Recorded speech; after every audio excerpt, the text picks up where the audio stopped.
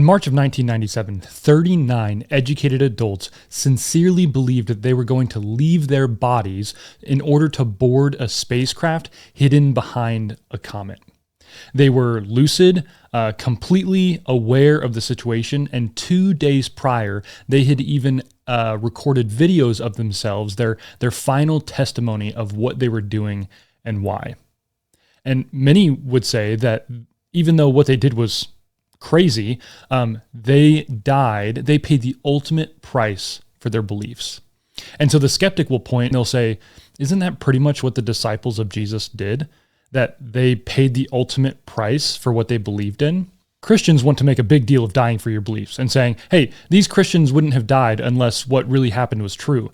But skeptics point to things like this Heaven's Gate cult and they say, people die for crazy things all the time. Just because you died for something doesn't make it true. And so that's the question I want to address in this video is, what's the difference between the resurrection and a cult like the Heaven's Gate cult? And by what criteria can we determine whether or not something is historical or if it's just something believed to be historical? I 100% agree with the skeptic when they say, just because you believe something is true doesn't mean it actually happened.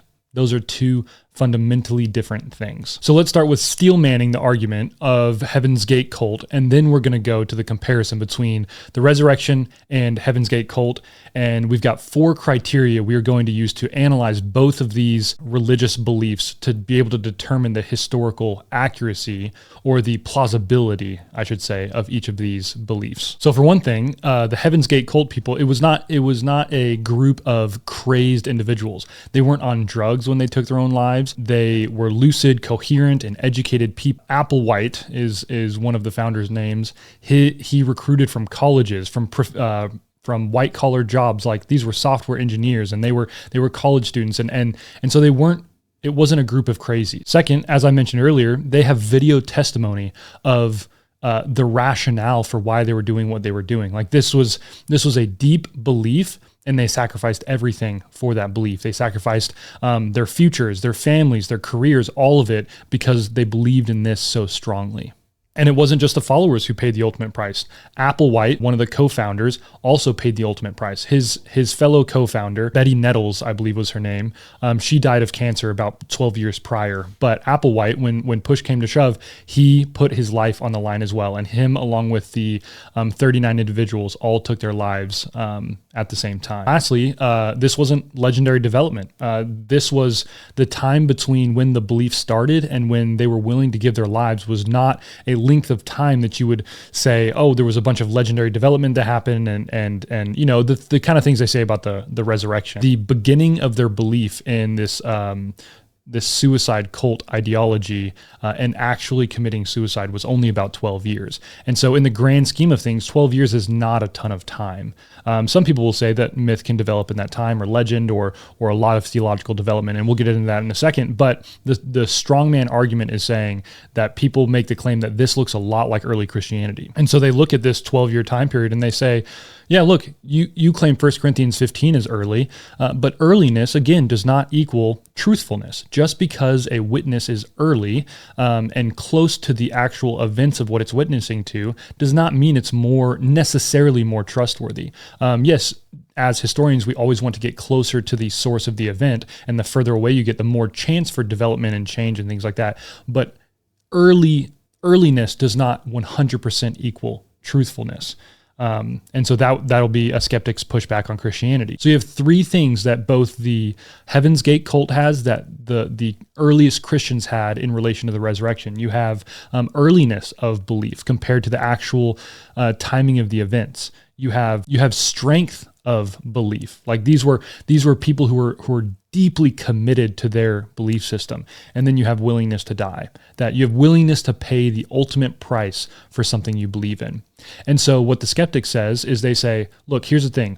We're not saying everyone should believe in Heaven's Gate cult. We're just saying if you're using those criteria to prove that the resurrection is true, but then you turn around and you make a blatant statement saying, oh, of course, Heaven's Gate cult is false, then you have a double standard. Like if the criteria work for the resurrection, they should also work for Heaven's Gate cult. And so if you affirm one, you should affirm the other. Or contrarily, if it doesn't work for Heaven's Gate cult, then you should rethink your criteria because they're not actually standard criteria. And so they don't actually do the things that you think they ought to do.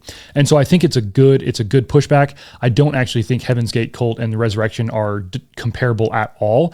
But if you're only using earliness, strength of belief, and willingness to die, then yes, they seem the same. Then what's the real question? If these aren't working, then the real question becomes, if sincere belief isn't enough to prove the truthfulness of a historical event, which I don't think it is, then what is enough?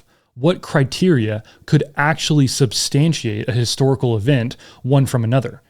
Because you have especially religious claims and religious experience that are happening all the time. And so you have to ask, how can you actually substantiate any of this? Is it all just he said, she said, or is there something more in depth that we can do to actually try and substantiate these with history? And so I think what we can do is we can take 4 historical tests. 4 tests, 4 criteria that can be applied to any historical event, particularly religious events. And you can really sift through the evidence and decide what is probably true and what is probably false. There is no certainty when doing history, but we can look at the probability and say, oh no, this is almost certainly not a historical event, or this actually has some really, really high probability that it occurred. And then the only reason that we're still scared of that is actually some philosophical reason, and it's not a historical reason. And so if you have the historical probability is high, then you have to ask yourself, am I just not accepting this because of my presuppositions, for instance, my naturalistic presuppositions that I don't believe supernatural can occur? Or do I actually believe the historical evidence is not high, it's low, and so I'm not bringing my philosophical presuppositions into it? And so this is primarily a historical video, not a philosophical or theological one. There's other debates to be had in those categories. This right here, we're looking at the historical data. And so the first of the 4 criteria is pretty simple, and it's common sense. Do we have multiple independent sources that are witnessing to the same event? This is not just multiple people who believed something. This is multiple independent sources who corroborate the same story as independent experiencers of said event. So here's the situation with the Heaven's Gate cult.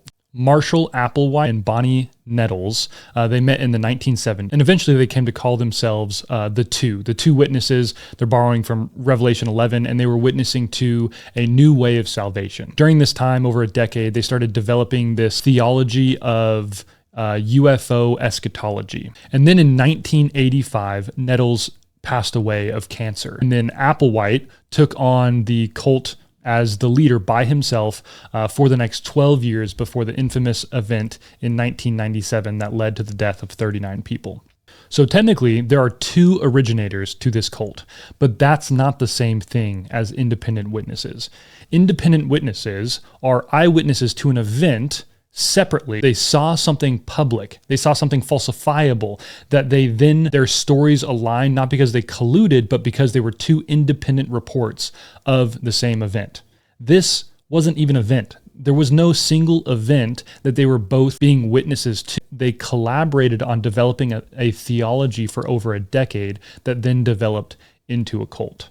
And I think the most important evidence might actually be the fact that they tried to call themselves the 2 witnesses. Even they knew by their own language, it would be more convincing to people if they could convince people that there were 2 witnesses to the event. But then everyone else, the 39, were not witnesses. They were just believers because they heard what Nettles and then eventually what Applewhite was teaching, and they followed in their footsteps. And so this is just a strength of belief. They never claimed to be eyewitnesses to any of what Applewhite or Nettles experienced. They were just following in their steps. And then here's something really important. So before 1985, there was no concept of Heaven's cult being a suicide cult. That didn't exist. And in fact, suicide was seen as a sin that would not grant you access to the next level, which was their term for heaven or for the afterlife or for the destination that they were trying to reach.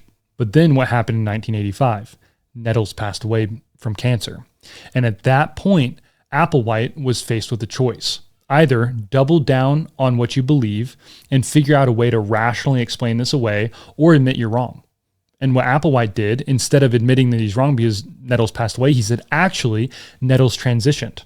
Nettles already transitioned, and she is on the next level already. She's already boarded the UFO, and she escaped her body. She exited her body already in order to get there. And so he radicalized the theology that Nettles had developed and he had been the spokesperson for, and he doubled down on it, saying, okay, if we want to follow in suit, if we want to follow right behind Nettles, then we have to do the same thing. We have to leave our bodies when the comet arrives and the spacecraft is hidden behind the comet, and then we will also be able to board the spacecraft along with Nettles. And so he would make claims that he could hear what Nettles was saying, that he was channeling Nettles through him, he was channeling the aliens through him, but this was all individual experiences. It was only Applewhite who was saying these things, and the rest of the people were believing him. And so this whole scenario reeks of a change in theology because of one grieving man. That's the exact kind of theological development that skeptics think is behind the resurrection event. But the difference between Heaven's Gate cult and the resurrection is an extremely stark one. And so let's look at the resurrection now. At minimum, you have 5 different streams of tradition that are pointing to the events of the death and resurrection of Jesus. You have Paul's own testimony. You have the pre-Pauline traditions like 1 Corinthians 15, 3-7, and Philippians 2, 5 through 11. You also have Mark's testimony, which is a very early witness to the historical events of the gospel. And then you have the Acts sermon summaries, which faithfully preserve the earliest Christian teachings about Jesus' resurrection right after he rose. And so you have these 5 independent streams of tradition that are all teaching the same core doctrines. And this is where it gets confusing when you're talking about ancient sources, right? So we're comparing an ancient historical event to a modern cult. And so there are some differences in methodology that you have to pay attention to. Like, first, what we're trying to do with these independent streams of tradition is we're trying to get back to the earliest times just with the sources that we have. And then once we get back there, we need to look at what those sources say about the eyewitnesses. So you have the sources that I just mentioned, but those sources talk about the eyewitnesses, and they bear witness to, oftentimes were written by eyewitnesses. So Paul was obviously an eyewitness. He's self-claimed eyewitness to the resurrection. Peter and James are likely behind the tradition in 1 Corinthians 15, 3-7. The early Acts summaries were not necessarily written by an eyewitness, but they bear witness to what the eyewitnesses were saying, right? So there is, I don't want to get too much in the weeds there. You just have to do more work because of the data that we have. That doesn't make it any less reliable, but it has to be looked at from a nuanced lens. So having said that, once we get these 5 independent streams of tradition, then we can see that there were eyewitnesses who were attesting to this singular event of Jesus' resurrection. You have Peter, both James, John as an eyewitness, Paul as an eyewitness, the 500 that Paul claims that everyone wants to go up in arms about, like he didn't name names. It's like, why would he make that up if it was a known fact that people could go affirm themselves? I'm not going to get into that. It's not just the 500, right? It's that he's making lists of eyewitnesses and he's naming a lot of them. So even if he doesn't name the 500, he still gives a lot of names. And then the eyewitness tradition behind Matthew and Luke and Mark, I think those are actually really well substantiated with Richard Bauckham's work on Jesus and the eyewitnesses. So all of that I don't have time to get into, but it is not really debated in scholarship that undergirding the whole New Testament is the testimony of eyewitnesses to the events of Jesus. And from these eyewitnesses, what do we see? 2 really important things. They never recant under persecution, under death, things like that. They always stick to their testimony. They never go back and say, you know what, maybe I did just imagine that. Maybe I did just imagine that Jesus appeared in front of me bodily and I saw him and smelt him and touched him and I ate food with him. Maybe I just imagined that. No, that doesn't happen. And 2, there was a convergence of all eyewitnesses. They were all on the same page. You would think, and we'll get to this more in criteria number 4, but you would think that because of the radical jump in belief that you have to make from the Jewish monotheistic culture of the time to then worshiping Jesus and saying he rose from the dead, that radical jump, if it was all internal subjective beliefs, you would never expect there to be that much unanimity. But instead, what we see is among all the eyewitnesses, every single person who claims to have seen Jesus, there was unanimity among them on what they were to do about it and what they were to teach about it and what actually happened. And so that's very historically solid. And so the second criterion, which we've already talked about a little bit, is were these public and falsifiable eyewitness claims? And so for Applewhite and for Nettles, the answer is no.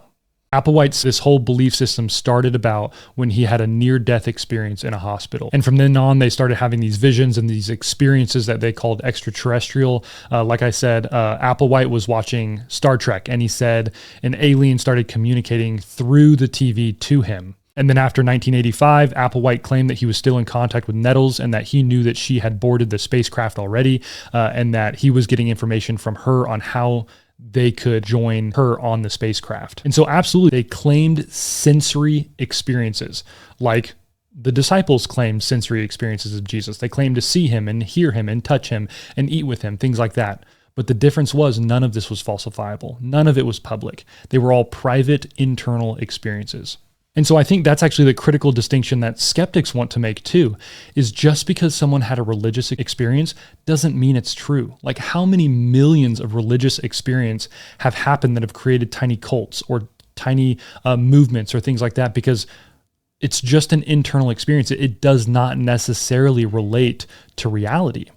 And so if it's not public and it's not falsifiable, I'm not saying it's necessarily false, but that's the definition of falsifiable. There's no way to prove it one way or another. And so when you have one man, particularly one man, Applewhite, who is saying things that are both private and subjective in his experiences about religious claims, you can't help but think, even if it's true, I can't possibly know one way or another.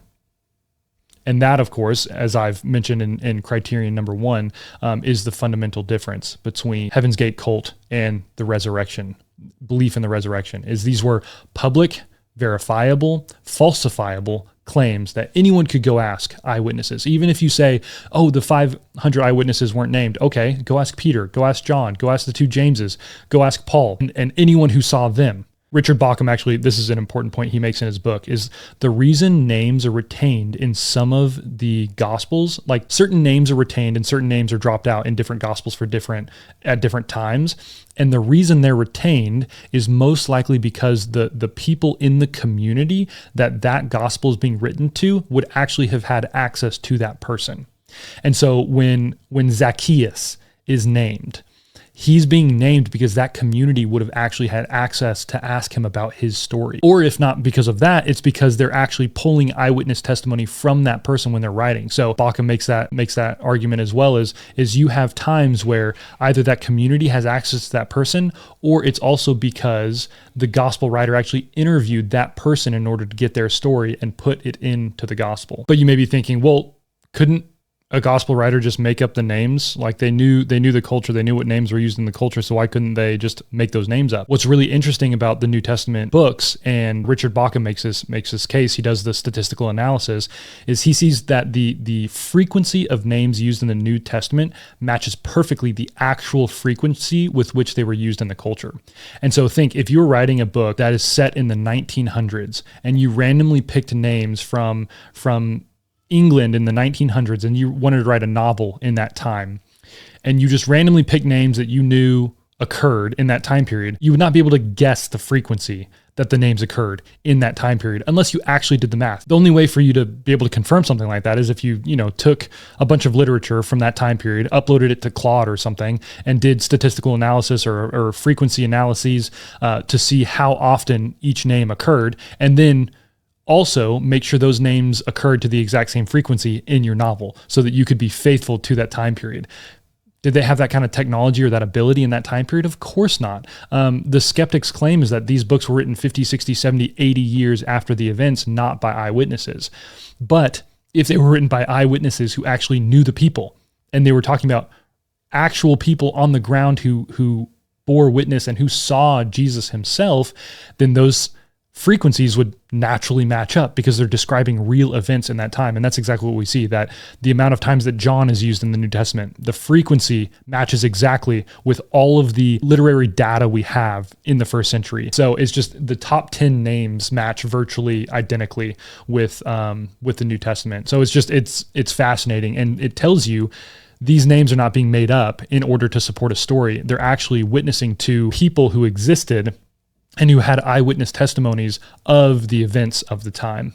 Okay, so point number 3 is also one that people like to emphasize with the Heaven's Gate cult, is they say this criteria is used by Christians all the time. It's costly commitment by the eyewitnesses. And the Christian claim goes something like, well, you wouldn't die for a lie. Like these eyewitnesses wouldn't die for something that they perceive to be false. And then the skeptics wants to turn around and say, well, but people die for wrong beliefs all the time. Look at Heaven's Gate cult, for instance. They were so devout that they paid the ultimate price for their beliefs. They sacrificed absolutely everything in order that they could board that spacecraft and they could elevate to the next level. But here's where I think we need to really be nuanced in our understanding of what's happening here. For the Heaven's Gate cult, it wasn't really a sacrifice. We have to understand the criterion that we're talking about here is not willingness to die. That's not the criterion. The criterion is willingness to sacrifice. And something you perceive as good, but you're willing to get rid of that good in order to hold firm to your beliefs. The problem with calling the Heaven's Gate cult a sacrifice is that they were excited about death. They believed that it was a release. They believed that it was the door by which they enter into everything that they wanted, into the next level, onto the next level, elevating to the next level, whatever you want to call it. They believed that death was the way, the answer.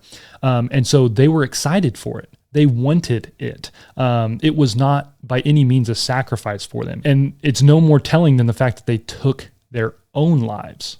It's not that someone else took their lives and they said, well, we were hoping to get there a different way, but I guess we'll go this way because someone else killed us. It's no, like they were so excited that they were willing to take their own lives in order to do it. So in that sense, it wasn't a sacrifice.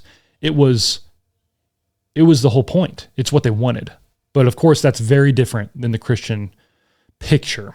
Tradition says that all the apostles died brutal deaths except for John. And we can really substantiate about 4 different apostles' deaths historically, and the rest are kind of apocryphal. Like we really aren't sure if it happened, but 4 of the apostles were fairly certain that they died in these manners. So Peter was crucified upside down. We're pretty sure that's the case. Paul was beheaded in Rome. We're also pretty sure that's the case. James, the brother of Jesus, was stoned to death. That's actually substantiated in Josephus.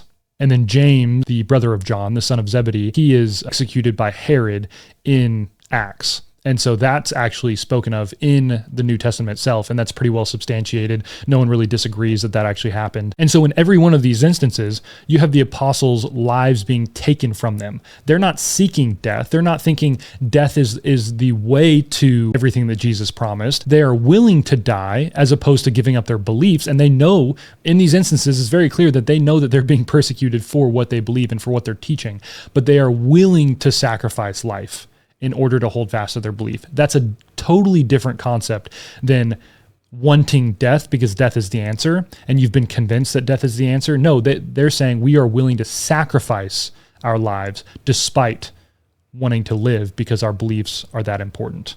But before we get into the next point, I know there's going to be some people who are thinking, but wait, don't Christians believe dying is good too? Don't you believe that when you die, you go to heaven and then no more pain, no more tears, no more suffering? And so wouldn't it kind of be the same thing? No, and I don't want Christians to be strawmanned by this argument because the answer is a lot more nuanced. So let's look at the full picture of what the New Testament teaches to kind of address this point. For one thing, death is always the enemy.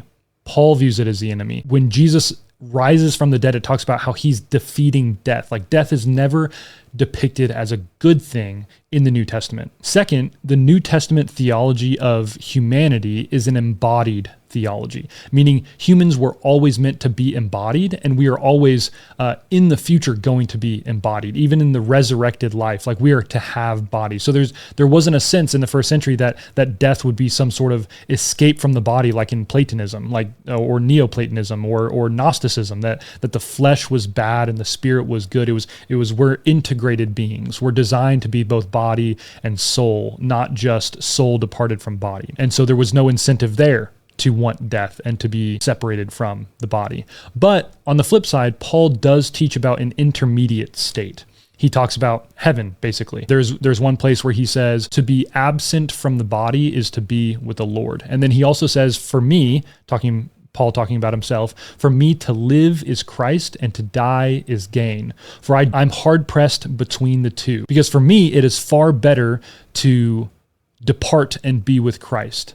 But it is far more necessary on your account that I remain in the flesh with you. And so he's even talking about how there's this internal division in him of like, he would love to just be with Christ, but he knows that he has a mission on earth to accomplish. And even Jesus himself, when Jesus, the famous passage where Jesus raises Lazarus from the dead, before he raises Lazarus from the dead, he is distraught in front of Lazarus's tomb. He's weeping and he's crying out because his friend has just suffered and died.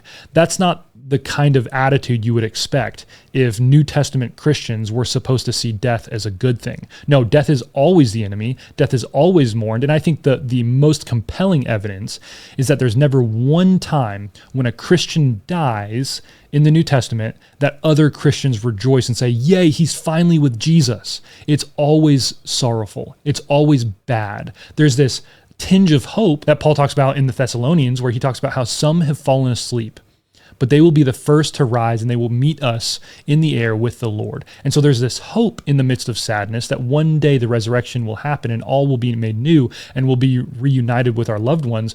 But never does Paul or Jesus or anyone in the New Testament talk about death as a good thing. It's not a good thing. It's the enemy. It's the ultimate enemy brought about by sin and Satan. And so sacrificing one's life for your beliefs absolutely was a sacrifice in the minds of the first century Christians. Now, you may get some wacko 21st century Christians, and there are a lot of them, who say, oh yeah, dying's a good thing, and oh, who cares about cancer? I'm going to go see Jesus. Like, the flippant attitude towards death is just, it's bravado. It's not actually genuine humanity. And people just hide behind that bravado because they're scared. But that's not actual Christian doctrine. Christian doctrine teaches that death is the enemy, but within that suffering and within that death and within that sacrifice, there is hope. So now on to the last criterion. Number 4, prior improbability of belief. And I love this one. This one's my favorite one because I think it's the nail in the coffin. And so the question really is, did this belief confirm what the believers already believed, or did it radically challenge and change their worldview? If it confirmed their belief, that sounds like confirmation bias. If it radically changed their worldview, it sounds like the facts or the data or the event, what actually happened, hit someone in such a way that they couldn't see things the same way anymore. For Heaven's Gate cult, you have people who were already steeped in the UFO subculture. You have people who were already primed and ready. They grew up in the era of space travel and UFO sightings and all of these different things that made them primed and ready. When Applewhite stepped in with a framework for them to believe, they were seekers who found what they were looking for. That's really what it is. Confirmation bias, the exact opposite is true for the resurrection belief. This is a monotheistic Jewish society. And there were two things that they believed that cut right against the grain of resurrection belief. One, they were strictly monotheistic, meaning they believed that you could only worship one God and one God only. Everything else was blasphemy. It was idolatry. Worship no one but God alone. What do they start doing immediately after the resurrection? They start praying to Jesus. They start singing hymns about Jesus. They start bowing down to Jesus. Like, their whole liturgy start revolving around Jesus as if Jesus were Yahweh. And so you have to ask the question, what would cause such a radical shift? And second, they believed an individual rose from the dead in the middle of history. First century Jewish theology believed that there would be a resurrection and a bodily resurrection, but not till the end of time. And there was no sense that a Messiah would come in the middle of history, die for sins, and rise again. And so you have these major breaks from what was traditionally believed in the first century. And so you have to ask, what could have caused that radical change in a moment? It wasn't development. I have other videos on that, on like 1 Corinthians 15, 3-7, talking about how early of a witness we have that Jesus is both seen as the resurrected Lord. And both of those words are extremely important. Resurrected, meaning bodily rose from the dead, fulfilling the the Jewish expectation of the time of resurrection, but also Lord, Kurios, the Lord of the universe, not just Lord over Caesar, but also Lord over the universe, that he is, if there's a creator-created divide where the creator doesn't step over to being a created being and created beings don't ever step over to the creator side, like Jesus is firmly planted in the creator side. He is treated on equal footing with the creator.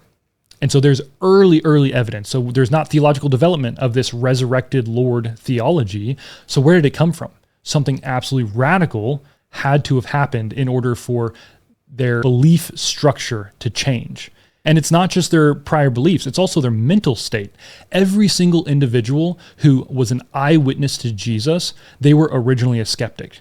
They weren't seekers who found what they were looking for. They were converted skeptics. When the women went to the tomb, they were going to anoint a dead body. When the disciples were on the road, those two disciples were on the road to Emmaus, they were talking about how, oh man, we thought he was the one. We thought he was the Messiah. Wow, we're so disappointed. Like, they were distraught. Thomas refused to believe without sensory experiences. James, Jesus' brother, would not believe during his ministry. Paul was actively persecuting the church. He was an enemy of the church until Jesus appeared to him. There's not a single instance of eyewitness testimony where those people were looking for the risen Jesus.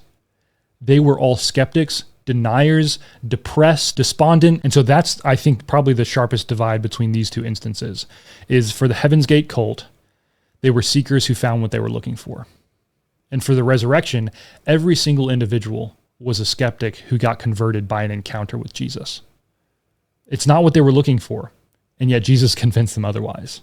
And so, to review the 4 criteria: multiple independent witnesses for the Heaven's Gate? No. None. Public and falsifiable eyewitness testimony? No, they were all private and subjective experiences. Was there costly commitment? No, it wasn't costly because that's what they wanted. They wanted death. They thought that was the answer. And was there prior improbability to the belief? No, they found exactly what they were looking for. On the flip side, the resurrection, you have the same 4 criteria. Were there multiple independent sources? Yes, there were a lot, and the historical evidence is very solid for it. Were these eyewitness claims public and falsifiable? Absolutely. They were naming names. They were giving their own stories. They were talking about eyewitness testimonies from the beginning. They were public and they were falsifiable. Was the belief costly? Absolutely. They were unwilling to recant or let go of their beliefs despite threat of death and actual death. And then last, prior improbability of belief. It was maximally improbable. And really, there is no probable natural explanation that makes sense for the radical change in beliefs within days and months of each other. One moment you have strict monotheism, and you have a no belief in a resurrected Messiah. And then days later, you have the exact opposite. You have early devotion to Jesus that is the sort of devotion that should have been for Yahweh only. And you have the earliest Christian claims are that the Messiah died for sins and rose from the grave. That's not even historically disputed. That's the crazy part. And so this shift has to be explained some way. And I don't think there's any better explanation than that the resurrection actually happened. It was that monumental event that caused all of these changes. And so that's 4 out of 4 criteria that it meets. And so I don't think that's sleight of hand. I don't think that's Christian apologist confirmation bias or special pleading. Like, you can apply these historical criteria to really any event, and especially any religious event, and you can determine what's the probability of it being an actual historical event.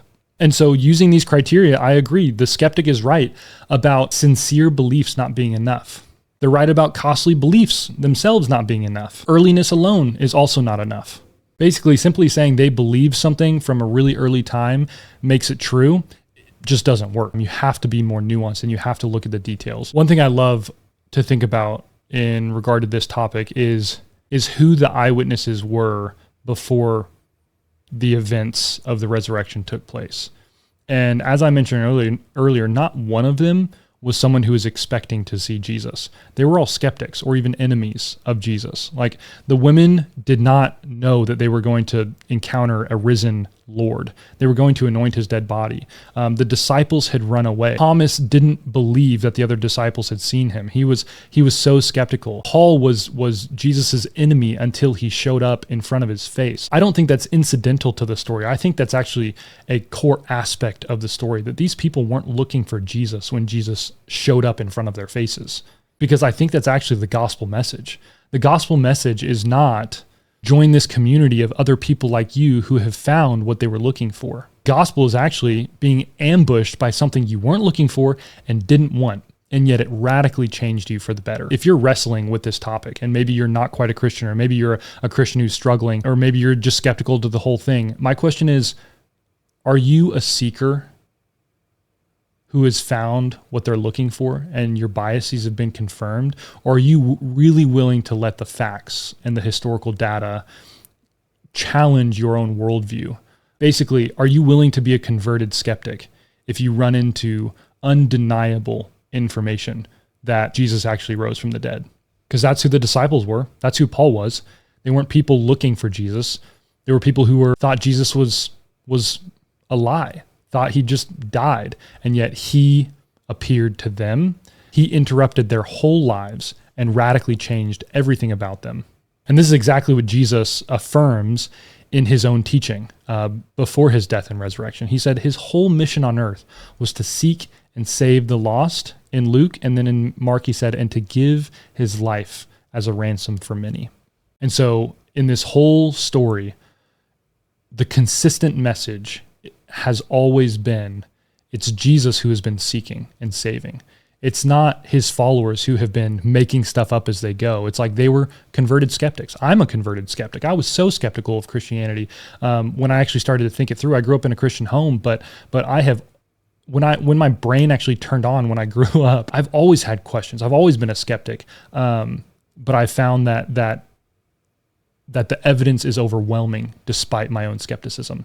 And so maybe that's the same for you. I don't know. But I know there's a lot of other good videos out there that talk about this stuff way better than I do. But hopefully this was helpful.